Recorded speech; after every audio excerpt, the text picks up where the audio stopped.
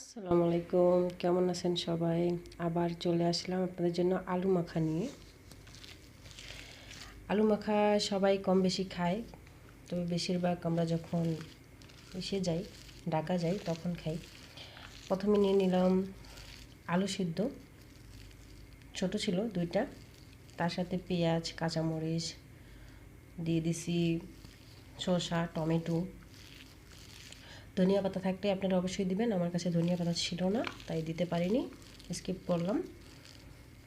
তো তার সাথে দিয়ে দেব কিছু মশলার ভিতরে দিব জিরা গুঁড়া, তারপরে দিব আপনার এই লেবুর গুঁড়া, তার সাথে দিয়ে দিব আপনার কালো গোলমরিচ, তার সাথে দিয়ে দেব নর্মাল লবণ। বিট লবণ থাকলে আপনারা দিতে পারেন, আমার কাছে বিট লবণ ছিল না, তাই আমি এমনিতেই লবণ দিয়ে দিলাম।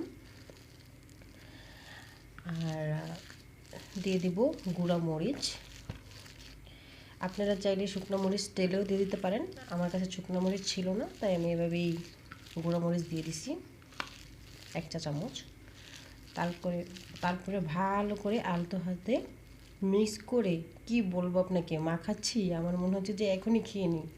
আপনাদের কি দেখাবো, আমি নিজেই খেয়ে নিই, এতটা লোভনীয় হয়েছে, বিশ্বাস করবেন না আপনারা, খেলে বুঝতে পারবেন।